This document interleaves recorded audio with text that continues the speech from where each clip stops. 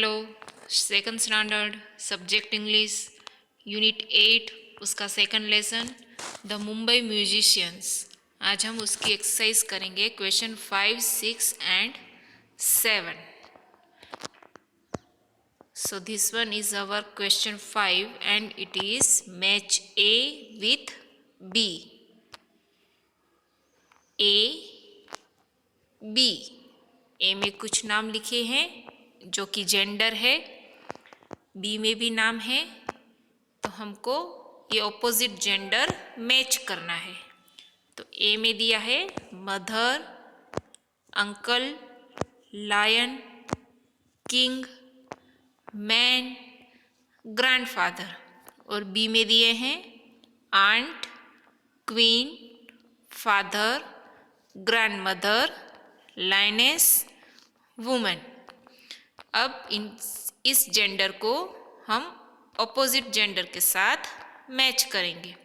Mother तो उसको match करेंगे फादर के साथ, uncle, aunt, lion, lioness, king, queen, man, women, woman, grandfather, grandmother. फिर इसके बाद करेंगे क्वेश्चन 6, राइट आंसर इन 2 और 3 सेंटेंसेस। नीचे जो क्वेश्चन पूछे हैं उसके आंसर आपको किस में लिखने हैं, 2 या तो फिर 3 सेंटेंसेस में। उसमें फर्स्ट है, why did the farmer tell Gopu to see the word. Farmer ने गुप्पू को वर्ड देखने के लिए क्यों कहा था। फिर से, फार्मर ने गुप्पू को वर्ल्ड यानी कि दुनिया देखने के लिए क्यों कहा था। आंसर लिखेंगे, the farmer told Guppu to see the world. इधर से लिखेंगे पूरा, ये वाला आएगा, द फार्मर टेल का कर देंगे told Guppu to see the world, ये पूरा इधर वैसा ही आएगा। ठीक है, फिर लिखेंगे बिकॉज यानी कि क्योंकि। फार्मर ने गुप्पू को वर्ल्ड देखने के लिए कहा क्योंकि he was old and tired. क्योंकि गुप्पू जो था वो कैसा हो गया था, ओल्ड हो गया था, और टायर्ड यानी कि पूरा थक चुका था वो। Second question, Y did the people in the house run away. House में, घर के अंदर जो पीपल थे वो क्यों दौड़ रहे थे। तो आंसर लिखेंगे, the people in the house run away. इधर से कहाँ से हमारा आंसर आएगा, क्वेश्चन में से देखेंगे तो इधर से the people in the house, run का कर देंगे RAN, अवे, वही है the people in the house ran away.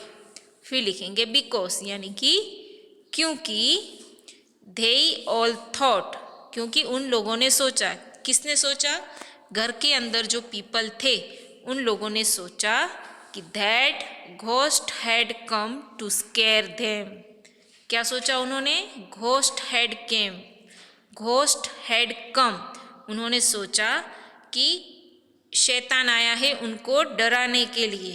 क्या सोचा उन्होंने, ghost had come to scare them. Scare them यानी कि स्केयर मीन्स डराना, और स्केयर देम मतलब उन लोगों को डराने के लिए घोस्ट आया है, ऐसा उन्होंने सोचा। इसलिए घर के अंदर जो पीपल थे वो बाहर निकल गए। फिर से आंसर रिपीट कर रही हूँ, the people in the house run away because they all thought that ghost had come to scare them। फिर उसके बाद नेक्स्ट एक्सरसाइज है question 7, classify the following musical instruments. यानी कि ये नीचे कुछ आपको म्यूजिकल इंस्ट्रूमेंट, म्यूजिक बजाने वाले जो इंस्ट्रूमेंट होते हैं ना, उनके नाम दिए हैं, तो उनको आपको क्लासीफाई करना है। क्लासीफाई यानी कि अलग अलग रखना है। अब कैसे रखोगे अलग अलग, उसमें फर्स्ट एक है प्ले विथ फिंगर्स, यानी कि फिंगर्स से बजने वाले जो इंस्ट्रूमेंट होते हैं वो आपको इधर लिखने हैं।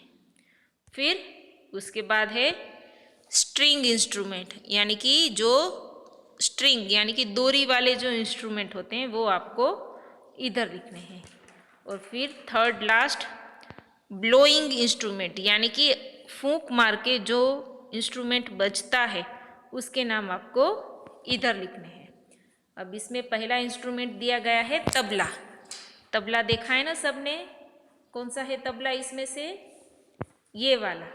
तो ये जो तबला है वो कैसे बजता है? फिंगर से बजता है ना। तो इसको हम कहाँ पर लिखेंगे? इसको हम लिखेंगे फिंगर वाले में, इधर। इधर लिखा है ना फिंगर वाला, स्ट्रिंग वाला और ब्लोइंग वाला। तबला फिंगर से बजता है इसलिए इधर हमने तबला लिखा। फिर उसके बाद है सितार। तो अब सितार किसको कहते हैं? कहाँ पर है इसमें सितार? ये रहा। तो सितार में क्या होती है? ये इधर स्ट्रिंग होती है, वो स्ट्रिंग से बजता है। तो हम सितार को कहाँ लिखेंगे? स्ट्रिंग वाले में, इधर लिखा। फिर उसके बाद है डफली। अब डफली किसे कहते हैं? ये रहा डफली का पिक्चर, है ना। तो वो भी किससे बजता है? फिंगर से। तो हम उसको कहाँ लिखेंगे? फिंगर वाले में, जो ये रहा। फिर उसके बाद है फ्लूट। अब फ्लूट यानी कि बांसुरी। अब बांसुरी का पिक्चर ये रहा। तो वो ब्लोइंग, फूंक मारने से बजता है। तो उसको हम लिखेंगे इधर ब्लोइंग इंस्ट्रूमेंट में। फिर उसके बाद है गिटार। अब गिटार कहाँ पर है? गिटार ये रहा। वो भी स्ट्रिंग से बना हुआ इंस्ट्रूमेंट है। तो उसको हम कहाँ लिखेंगे? स्ट्रिंग वाले इंस्ट्रूमेंट में गिटार लिखेंगे। फिर हम लिखेंगे इकतारा। अब इकतारा किसे कहते हैं? ये जो है वो इंस्ट्रूमेंट इकतारा, ये स्ट्रिंग से बजता है। तो इसको भी हम कहाँ लिखेंगे? स्ट्रिंग वाला जो इंस्ट्रूमेंट है उसमें। तो इसमें कहाँ है इकतारा? ये रहा, स्ट्रिंग वाले में हमने लिख दिया। फिर उसके बाद है शहनाई। तो शहनाई किसे कहते हैं? शहनाई ये रही, है ना। शहनाई कैसे बजती है?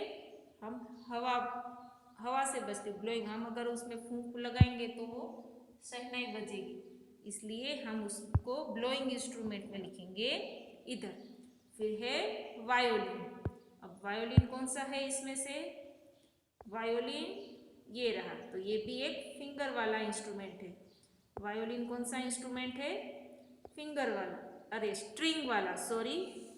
तो हम वायोलिन को स्ट्रिंग वाले ऑप्शन में लिखेंगे, ये रहा। और लास्ट है ढोलक। ढोलक तो सबको पता है ना। ये रहा ढोलक, किससे बजता है? फिंगर से। तो हम इसको फिंगर इंस्ट्रूमेंट में लिखेंगे। कौन सा है फिंगर वाला इंस्ट्रूमेंट हमारा? ये रहा, ये रह गया था। तो ये ढोलक आ गया।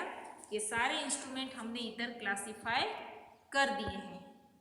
तो ये थी हमारी एक्सरसाइज जो कंप्लीट हुई, और ये थे सारे हमारे इंस्ट्रूमेंट।